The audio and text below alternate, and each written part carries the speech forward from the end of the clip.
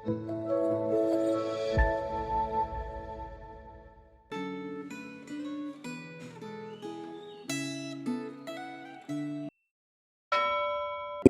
Bapak Ibu Saudara, mari sebelum kita merenungkan firman Tuhan kita berdoa. Bapa kami yang bertahta dalam kerajaan sorga, kami bersyukur berkesempatan boleh membuka firman, membaca, merenungkan. Tuhan tolong bicara kepada kami masing-masing, pribadi lepas pribadi. Segarkan hati kami, kuatkan langkah kami ketika kami mengikut Tuhan. Dalam nama Yesus kami berdoa. Amin. Saudara, tema Gema hari ini adalah kesetiaan tanpa lelah, terambil dari Yehezkiel pasal 20 ayat 1 sampai ke 44.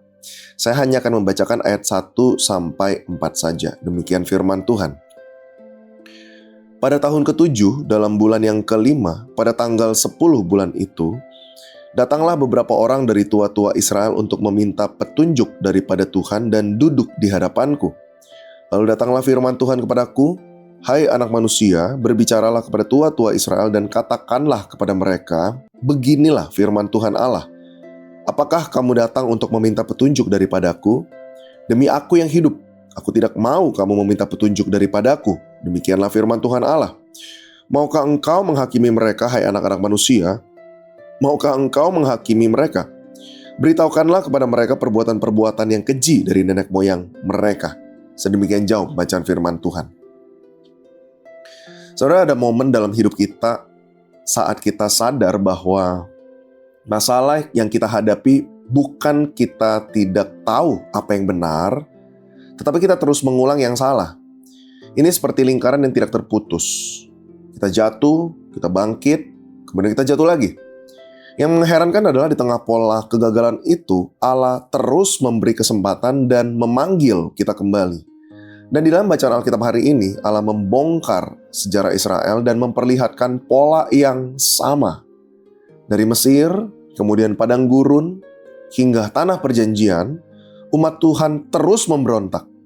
Mereka tahu tentang Tuhan, tetapi mereka menolak untuk taat.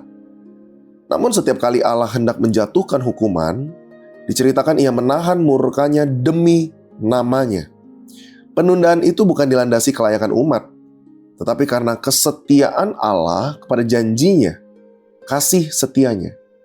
Saat para tua-tua Israel datang untuk mencari kehendak Tuhan, secara mengejutkan kita melihat Tuhan menjawab bahwa Tuhan tidak mau mereka meminta petunjuk daripadanya di ayat 3. Pertanyaannya adalah mengapa?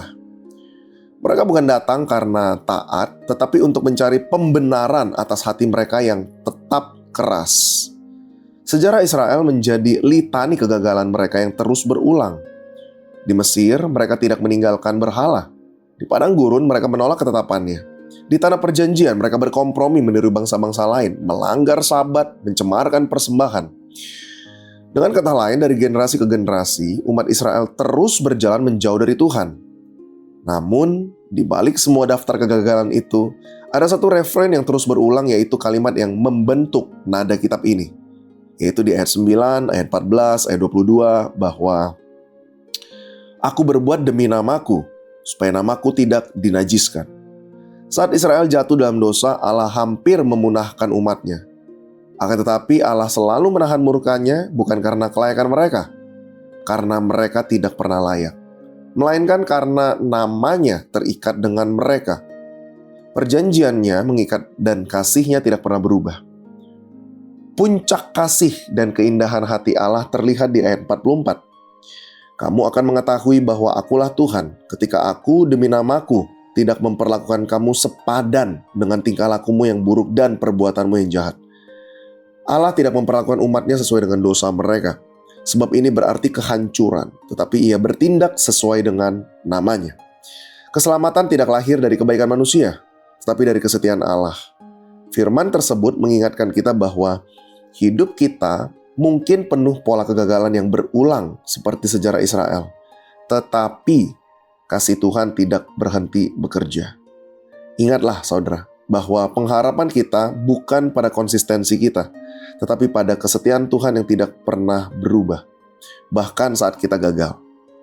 Saudara, oleh karena itu pertanyaan renungan hari ini adalah, apakah kita terus mengulangi pemberontakan yang sama setelah kita menyadari bahwa Tuhan tetap setia, atau kita merespons kesabaran Allah dengan pertobatan. Saudara, mari kita bersatu dalam doa. Bapa, kami bersyukur buat kasih setiamu yang tak pernah berubah di tengah jatuh bangunnya kami dalam dosa, bergumulnya kami. Tuhan, Kau tahu isi hati kami bagaimana kami serius dan sungguh tahu yang salah dan kami rindu untuk berubah. Namun memang betul ada hal-hal yang sulit kami ubah. Tuhan, biar itu tidak menjadi alasan bagi kami, tapi ketika terus melihat bagaimana Engkau mengasihi dan memberi kami kesempatan, itu boleh menggetarkan hati kami dan mempertobatkan kami. Ini doa kami, dalam nama Yesus kami berdoa. Amin. Tuhan memberkati Bapak Ibu Saudara.